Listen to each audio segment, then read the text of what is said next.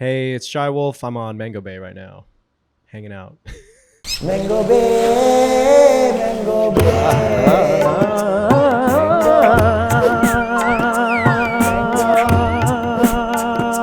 Mango Bay.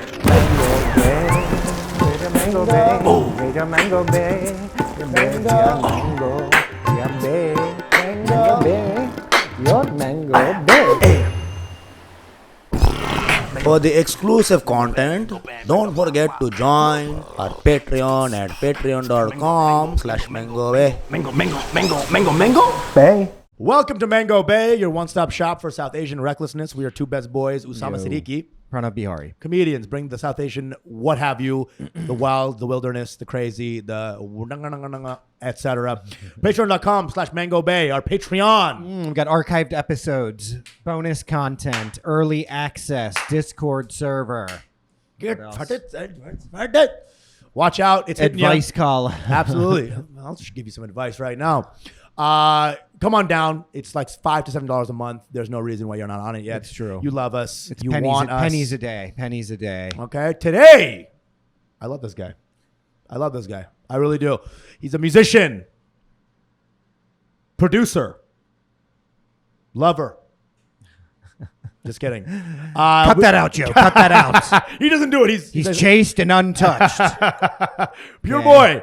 We have Jay Wolf on the pod, man. Nice. How are Welcome, you? Jay. Welcome. What's up, man? What's up, dude? We've been trying to get you on for a long time. Like 2 years. I've known you for a long time. Yeah. You've always been a stand-up guy. Good dude. I found out you were Bengali, and I'm like, I love you forever. You know what I'm saying? That's all it takes for you. Dude, come on, bro. I love me some Bengalis. Actually, you love any brown. I do. You meet a white person who's like, actually, I'm 1/8 Jamaican or whatever. You're like, I love you. You're my brother. I appear with tablas. I'm You're like, my brother you want to now." jam, bro? You want to jam a little bit? Because it's like there's barely any of us. There's so many of us, but there's also barely. You know what I'm Yeah, saying? of course. You meet more Indians than you meet Bengali people on the street. Well, are you from Bangladesh or India? Like Bengal? I'm Bangladeshi Bengali. Oh, so like Usama. Well, Except I'm Hindu. So Right. Like, Nice. The one like, Nice. you know, difference there. Yeah. Yes. Foreskin intact. Cooler, thicker dick, they say. Sorry. Can we get a sound effect? Can we get a sound effect for that, Joe? It's the circumcision sound effect. Oy vey. You are a touring musician. I am. A legit force. People know you. This is not some guy who's doing true. like an open mic somewhere in Lower Manhattan. Jay Wolf's a big deal, dude. He's the Jay deal. Wolf's a big deal. My You know? girlfriend, because I think you had mentioned in LA Yeah. that he was there, and I said, "Oh yeah." I mentioned to Felice. She was like, "Oh my God, Jay Wolf." Me and my Yeah. friends He's the love man. Jay Wolf. I saw him first in Austin, Texas. I was grinding on this girl, and you were so good, I forgot the girl. I forgot. Happens. She was gone. You were playing Indian Summer. So hard, so nice. And then I just fell in love with you, man. Fuck yeah. We start the episode usually with a jungly story, some weird story. Sometimes the guest brings one, sometimes we bring one. Some wild story from the week. Or the month. What do you got for Word. us today, Jay? Yeah. Okay. So it's so funny. You texted me this morning. Yes. I by the way just landed this morning at 8 a.m. I took a red eye Yes. from LA. It's the first Amazing. thing I'm doing in New York. And you asked me about this jungly story, and people ask me this all the time. Like, what's your craziest story? Yeah. And in my head, it's so funny. I've been doing this for 10 years. There's so much stuff. One, you get desensitized, so I don't even know what's what's crazy anymore. Two, there's just so many things you like forget, or just like, I don't know. It's hard to like This pinpoint. is Pranav too. Like he's like, I don't know, nothing. Oh yeah, I skydived with no parachute on. And Yeah, I have a shit like bad that. memory. Is Yeah. my problem. Well, I picked one from last year. Priyanka Chopra came to one of my shows last Ooh. There we go. Yeah. Did There you bring we the go. Jonas, her boy year. Yes. toy? Yeah. So I've actually never told this story. I posted like a photo on Instagram, but Yeah. I never like went on TikTok. Like, get ready with me to tell you how Priyanka Chopra came to my show. What happened? What's the vibe? So this is what happened. Do you know who Frankie Jonas is? That's one of the Jonas brothers. It is one of right? the, but the he's not hot one. Well, he's not in the Jonas Brothers. Oh, Okay. He's It's a Jonas cousin. He's the fourth Jonas brother. Ooh. Yeah. Do you guys not know about this? Black sheep. I didn't know. Is he like mad ugly and just like No. How old are you? 44? You're actually. Yeah. Wow. And then you're 33. 33. Okay, so we're like almost the same. Yeah. We're 31. I'm 31. They're 32. I forget. Yeah. You're old. So you never really watched Disney Channel or anything Nah, like not that? really. Yeah. It was after your time. Well, he did it in a more evil way. Yeah, I was like, let me In the Drake way. Thomas Mango. Yeah. In the Dr. Disrespect way. No, okay, so Frankie, like if you watch Disney Channel growing up, you knew about the Jonas Brothers, and everyone knew the lore is that they had a very young brother. He was probably like 5 years old, 6 years old at the time, whatever. So he wasn't in the band, but he'd be, you know, like in Disney Channel where they do like the promo shit, like in between shows. He would show up sometimes. So if you were aware, you're aware that there's this fourth brother. Now, you know, fast forward 20 years, this guy's on TikTok, and he came up on my feed. I followed him. I thought he was funny. I think he was going to Columbia or something in Manhattan, and then he followed me back. Super random. Nice. And then I think I saw that he was also making music, and I thought it was like cool. It was like indie white boy type alt shit, you know. Owl City. And then I just randomly DM'd him. I was like, hey, like I saw you followed me, like I'd love to invite you to a show, like, you know, it'd be cool. And then he was like, oh dude, like I was already planning to come, like thank you so much. I gave him 2 tickets. It's cute. Didn't think too much of it, like I thought he had a girlfriend. I was like, just bring your partner or whatever. Day of show, like this is last year I did a 40-day tour on a bus. LA is like 2/3 way in. Day of show in LA, he texts me like, hey man, Pre wants to come. Like, is there any way we could Pre wants to Pre wants to come. Like, is there any way to kind of like sort that out? And I was like, oh, bet. But they came in with the black cars and everything. Dude, the idea that Priyanka Chopra is a +1 is crazy. Yeah. You know? But here's my friend, biggest actress. But here's the crazy thing. Like, you guys have done shows before. And like, you know, sometimes people will say, one, they're coming, but maybe not show up. And so with the guest coming, especially someone like that, I had very low expectations. I was like, I don't know if this is going to happen. Like, you know, it's whatever. And then even if she did, I was like, you know, maybe it's an in and out situation. She comes for the first 30 minutes and leaves. Because I've done that too, you know? Right. She stayed the whole time. That's great. She stayed the whole time. She was vibing. And then show ends. And I'm still thinking like, I'm not going to meet her. Like they're probably dipping. Like I've been on that other side before. And I also know that backstage is super hectic, especially New York, LA. And if I go see a friend or someone I'm a fan of, and even if I have access, I try not to like, do the backstage thing. I just put it on my story. I was there, and then I go home. They came backstage. This is great. To come say hey. Now, now let me ask a question. There's a lot of backlash on Priyanka Chopra. Like she's kind of like an uppity bitch, or her vibe is like a little. I don't know if that's exactly the backlash, or but that's what I write in my blog. Yeah. But how was her vibe? Was she cool, or was she?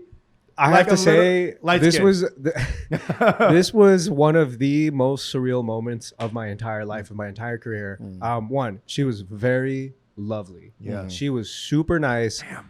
She had such a great time. She's so hot. What I did was like, you know, this is the green room. Yeah. And because it's Los Angeles, a lot of interesting people, a lot of friends, I cleared out the green room for like 15 minutes. I was like, hey, like we have someone coming in. Let me just like clear everyone out. So it's just me, my team, and my parents. And so she comes with Frankie. I say hi to Frankie. We're meeting for the first time. Super nice. They had a blast. They loved the show. And she was just so sweet. She just like, she even gave time to my parents. Like, you know how, you know how parents are. Parents can be sometimes awkward or overbearing. And I had to prep my mom before the show. I was like, Mom, like I think Priyanka Chopra might be coming. Like be cool. Your mom is like dolling up. Her jaw just like dropped. She could not believe that this was like happening. So I was like, please be chill. And my dad, I don't have to worry about my dad. My dad is like, he doesn't care. He doesn't care. He's a Priyanka who. But you know, I took a photo with Frankie, and then I took a photo with Priyanka, and I was like, is it okay if my parents come? She's like, yeah, please bring auntie and uncle. And she was so sweet. Damn. And on top of that, I hate that. She took solo selfies with my mom. Wow. That's so cute. On top of that, she brought an ounce of mushrooms too. I wish. They were on salvia the entire time.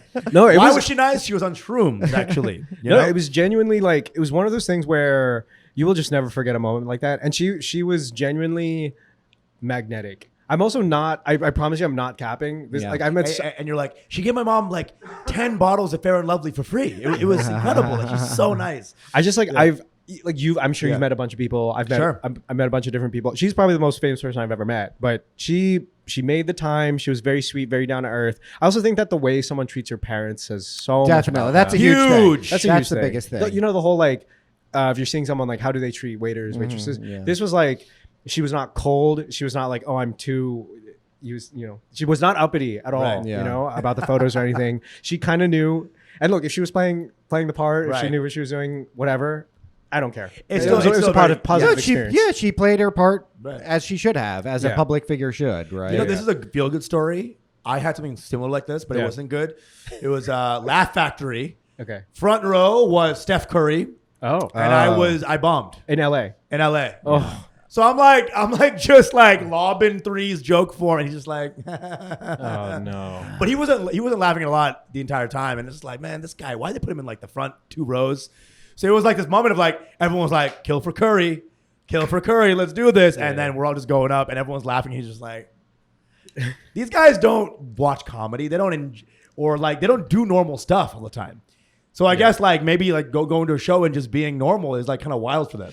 Yeah, maybe. I mean, it was maybe. I have no idea. I think the timing of it all was very interesting. Like again, totally unexpected and whatnot. She made the time for it, and That's yeah, great. that's my jungle story. Well, So hold on. You know what happened this past weekend? I was headlining 2 shows in Philly.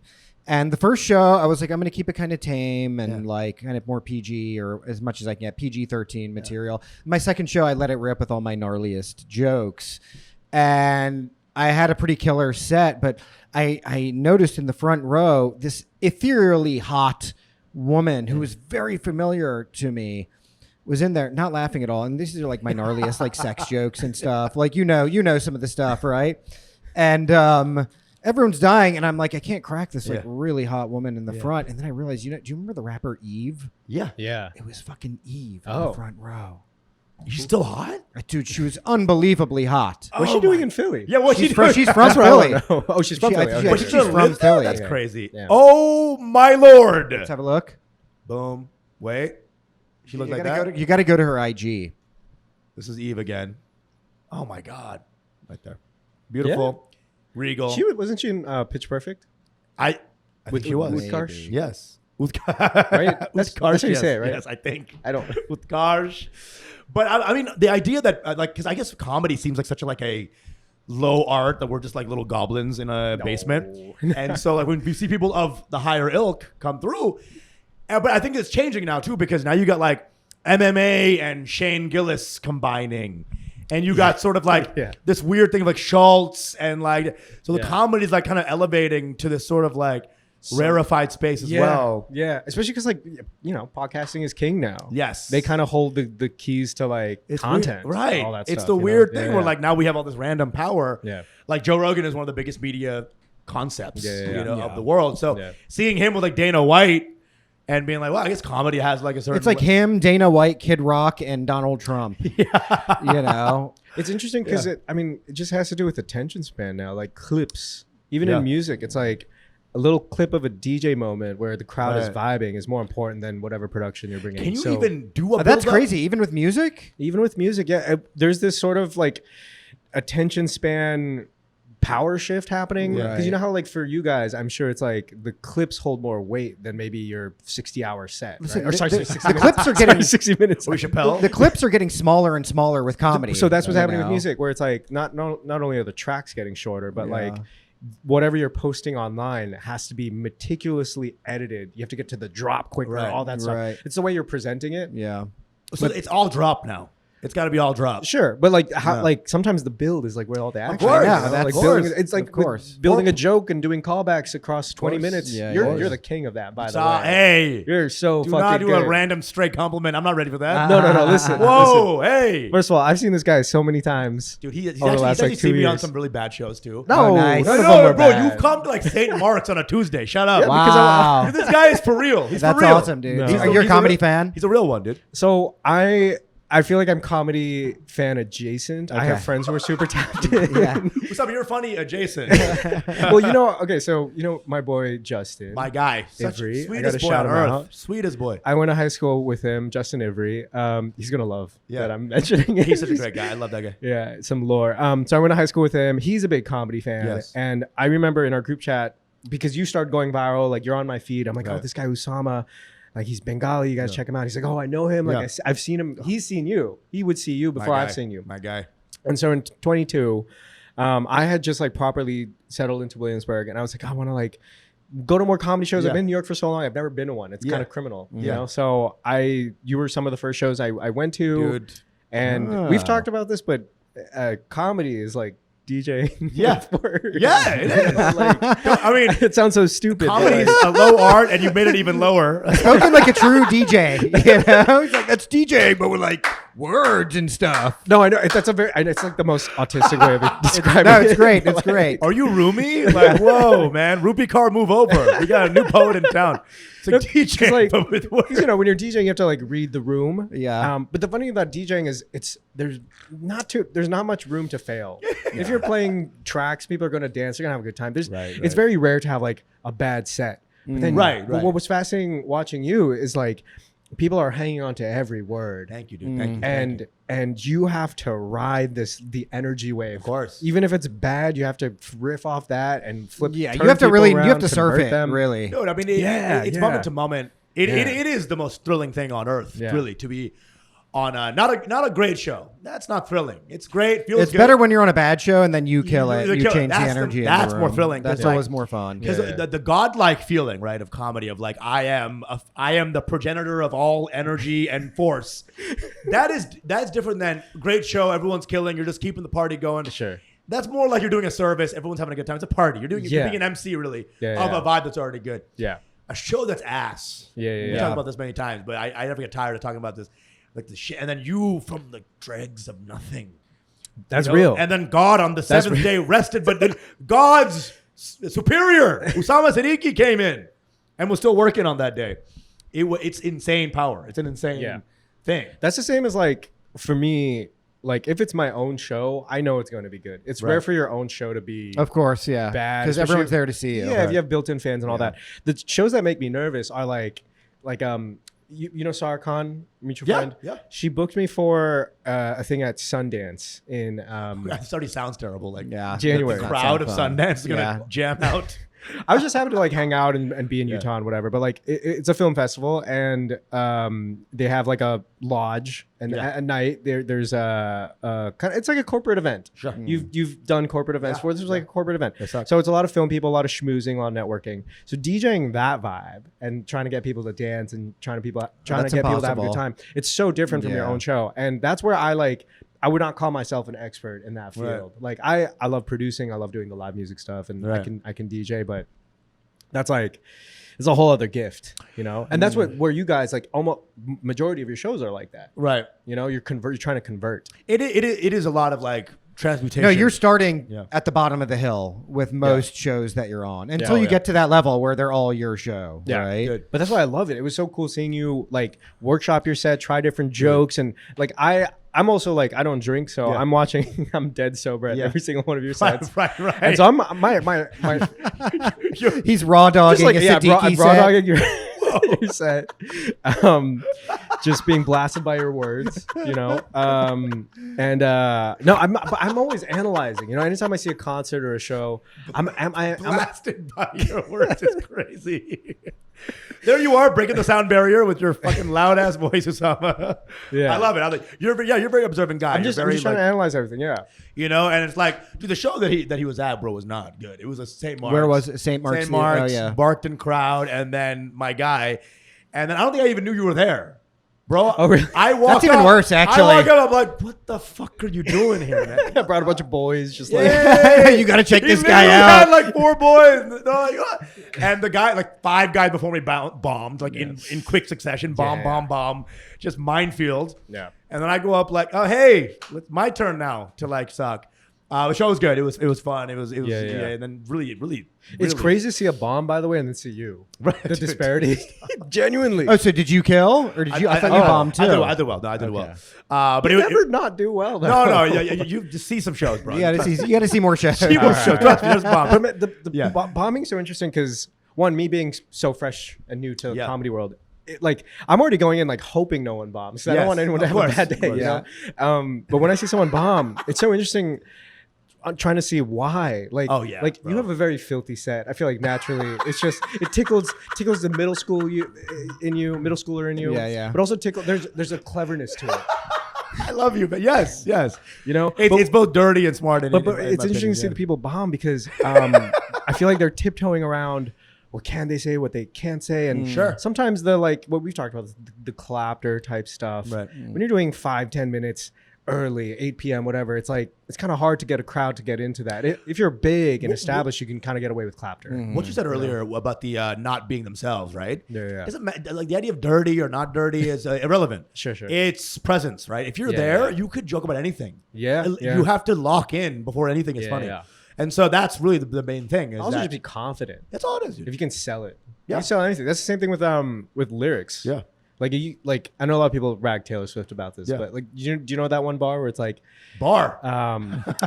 She's a rapper now. where she's like, you're with your boys playing Grand Theft Auto. Do you know about that? What is this? It's just in one of her new songs. It's like, obviously, when you read Genius, Yeah. you read anything. You could read Kendrick, and it's gonna, It's you read- kind of sucks. yeah. But when it's delivered, in a No, certain that's way, the, way that's you the other big package it, thing with you- comedy, right? Like I think a lot of comics start off as like I need to be very writing heavy, right? Because you kind of hide behind the writing Right. Yeah. a little bit, right? And then you realize that can only actually take you so far, and you have to be able to sell it and like perform a joke. 100%. Yeah. So it's a huge difference. That's the X factor. That's like Yeah. both of you. It's like charisma. right? Sometimes, unless you're like the king of deadpan, which is another Which form is of another charisma. kind of charisma. Yeah. That's another energy that Yeah, you're yeah. bringing and projecting into Yeah, the yeah. room for Yeah. sure. And again, it's all presence. If you don't have the presence, then the charisma's gone. Yeah. You know, that's yeah. 1/3 of charisma is just being there in the room. Yeah. That's really No, you've got like some amazing, like really funny people, amazing joke writers Right. who will consistently bomb on Yes. stage. Don't You have it. know? Yeah. They can't figure out that sort of metaphysic behind what you're doing up there. I mean, that's like in music. Like there are people who are incredible songwriters, but maybe Right, right. they don't sing. There's also incredible singers, but maybe they don't perform or Right. they don't write. So Yes. sometimes they have one of the three. Yeah. It's very hard to find someone who has like all three of those I things. definitely, So I have a question. I've always wanted to ask this, and Sure. I'm not even really sure if there's an answer to this. But okay, so there's a lot of like, snubbing of DJ life, right? Like DJs are dumb. Don't date a DJ. Haha, they suck. Sure. They're all roofing people and stuff.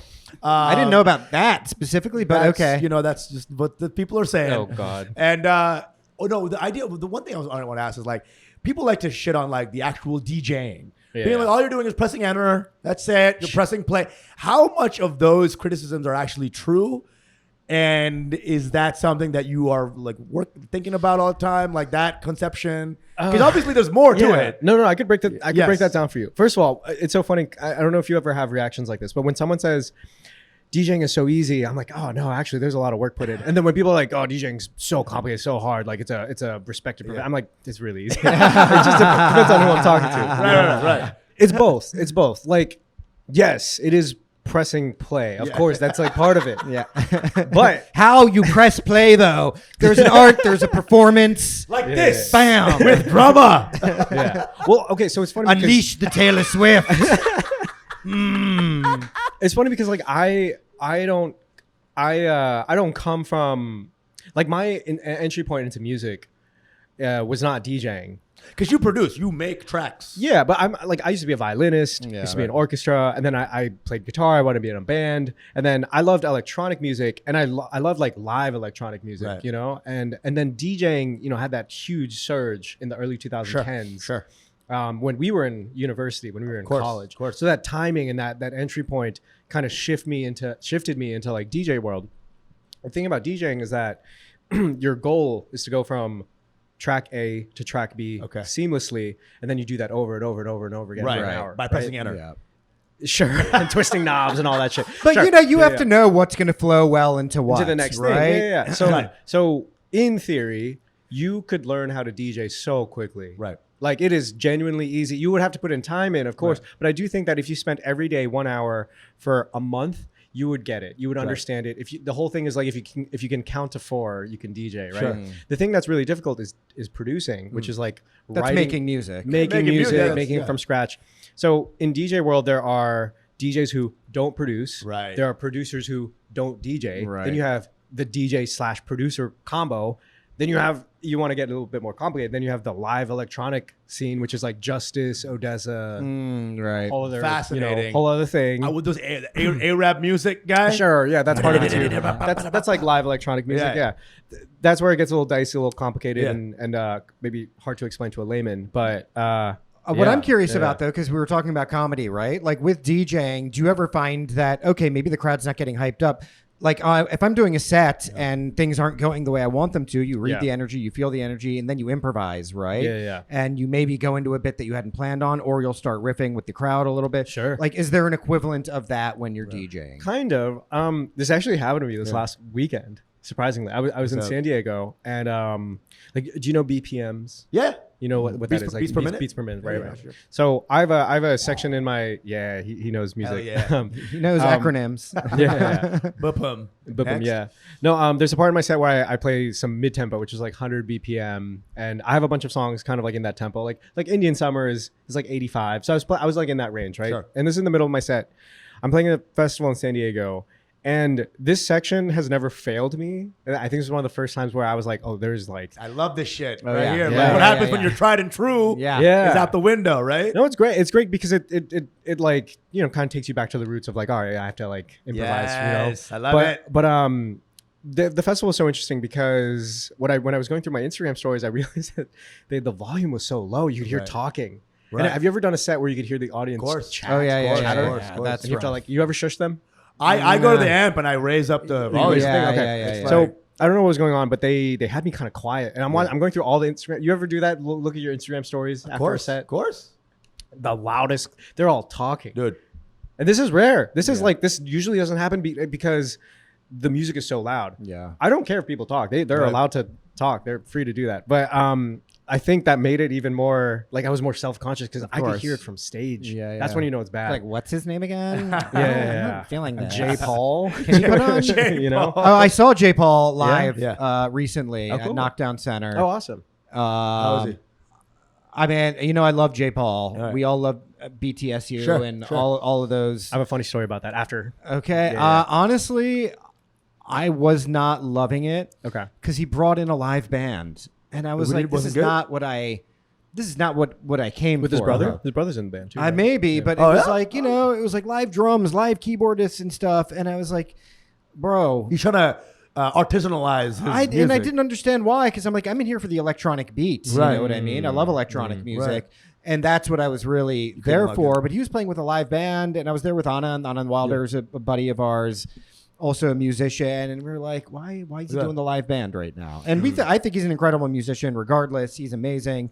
But I didn't love the fact that he had a live band. Is it Because seen that's as- also not him, right? Is it classier? Is it classier to have a live I band? think so. I mean, like, That's what it is, maybe. Like he's like wants to be classier. Well, I think- think because he kind of came out of, you know, he was such a recluse, such a hermit of a figure, and I think he wanted to come out and kind of have a full glory kind of thing. Right. But my ideal thing would have been like if this guy's really just kind of DJing his shit, you know what I mean, or maybe doing some live mixing or whatever, and getting the audience into a frenzy with the actual music. But it was like it was not what I expected. let me band put it is that having way. a band like that is, I feel like, has a air of prestigiousness, Right. Perhaps. He's But- trying to flex. Yeah. And that loftiness was his downfall, I guess, for you. Like, I get, but for me, I was also like, bro, you're coming out to perform live for the Right. first time, maybe ever or Right. whatever, right? Like, don't The you want to keep singular- all this money for yourself? the too? singular entity with playback could also work, but I also feel like some people might be like, oh, it's like too minimal, Right. But Sure. you could never win. Someone's gonna. I know it's criticize. true. It's true. Right. So I'm not really even trying to hate. It just Yeah, was yeah. not what I was That's expecting fair. out That's of the valid. experience.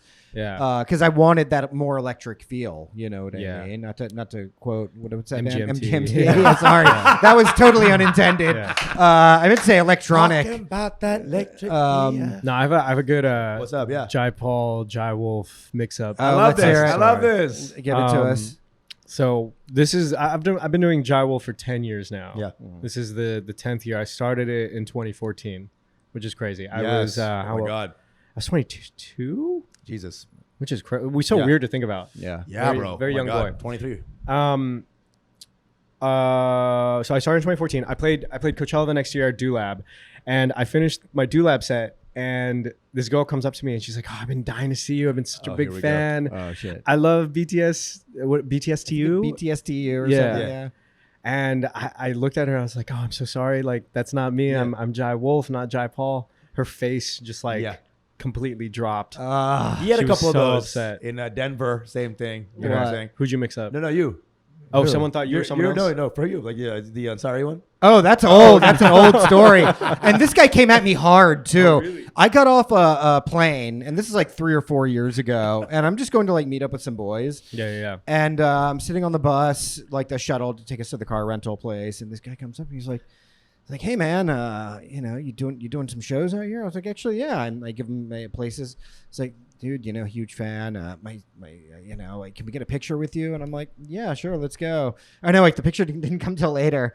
And he's like, oh yeah, we were just watching your stuff on the plane. I was like, where were you watching my stuff? He's like, yeah.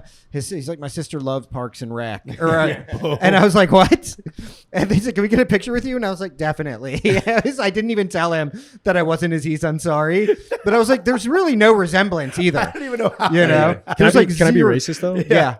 If you had short hair, I could. It's a beard, as much as you or him, There's not one facial quality that is the same. There we go. Your voice is way deeper. Thank you. I wouldn't say way. I wouldn't say way. It's deeper. It's deeper. Yeah, it's much deeper. It's for real. I mean, they be congealing all of us. They'll be like, dude, I loved you on Parks and Rec and Indian Summer. What you made. They'll congeal every brown person ever they've ever seen. Who do you get mixed up for? What did I get? I have gotten Nimesh Patel a couple times. Really? Oh, really? Because we got like deep voices, maybe something like that. Yeah. So y'all look nothing alike. I know, dude. Nothing alike. I have gotten some black porn stars. I take it in stride. Lexington Steel. I take it in stride, guys. I get it. They must see me bulge first. I don't know. That never happens. I'm just joking. What else do I get? I've got Hassan, but that was not. I think that was on the same show as him. You don't look like any of these people. I do. I don't look like anybody. I have a weird, like, unique jaw-y phase. I don't know. You do. Who I look like. I look like Danush. You know that double actor? Like Donut? Oh, Danush. Okay, yeah, maybe. So I mean, I don't get too much. The thing is, you look like 10 million Bengalis. You know what I mean? That's the thing. It's like you do look very Bengali. You look really Bengali. I was watching the Bangladesh cricket match with the fam, and I was like, Usama. Bro. So like cricket, right? Like I'm watching cricket, right? And every team, it's a bunch of hotties, right? Then the Bangladeshi team is like, they look like DoorDashers. And I'm like, why are there no sexy Bengali? No, they all look kind of good. They did. No! Dude, they're the only ones getting nutrition in the country, Like, they got to feed the team. I wanted to put them all in cube backpacks. I'm like, go, get out of here. The DoorDasher thing is so funny because I was talking about mustaches with my friends last week. Like mustaches are so in right now. Yeah. Every white dude in Bushwick. Y'all are rocking them. Y'all are doing it. Well, I don't have one now. Now I'm a full beard. It's a beard. Bearded up, but you're bearded up too. I was in LA. I had a mustache though. So I try every few years. I try the mustache. I tried like 2 months ago. I straight up look like cab driver. I straight up look like, which is funny because I feel like I'm already we talked about it's like alt coded, whatever. Yes. But when I have the mustache, it does not swing towards Bushwick. It swings towards 7-Eleven. You look like you it swings towards Queens. yes. Unfortunately. Literally. And I know there's the whole thing about not ragging on fobs, but I really do look like a fob.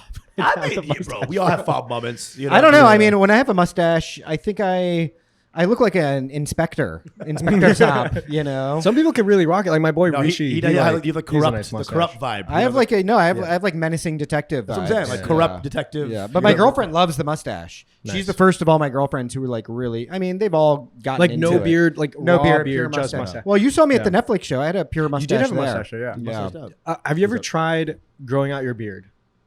No, it doesn't look good. It's stringy. Same. It's stringy, bro. Puby. Yeah. Right? Pubicles. A little patchy. Mine's a little patchy. It doesn't look good. Yeah. That looks nice and thick. Mine gets stringy. It billows. Yeah. Well, it's pretty soon I'm going to be shaving this into just this. Okay. You mean... why, dude? Like Fu Manchu? Well, I guess you would call it that, but I'm just going to be going down with that. Oh, yeah. Nothing here. Nothing here. Oh, mama. Yeah, that's didn't next step. I did do a beard during the pandemic. The final form of him going into full Trump mode, I did a beard during the pandemic. I didn't leave my apartment building for 2 months straight. Yeah, bro. The wrong facial hair will ruin your life. Yeah. Hey now. Watch out. Going to Patreon right now. Before we do, though, Jay, what do you got to plug? What do I have to plug? Do I look at a camera? Do I look at that camera? Yeah. Okay. Hey, I'm Jai Wolf. I make music. I'm releasing a lot of music this year. So just stay tuned for that. What's the IG? My IG is Jai Wolf with an X at the end, same as Twitter.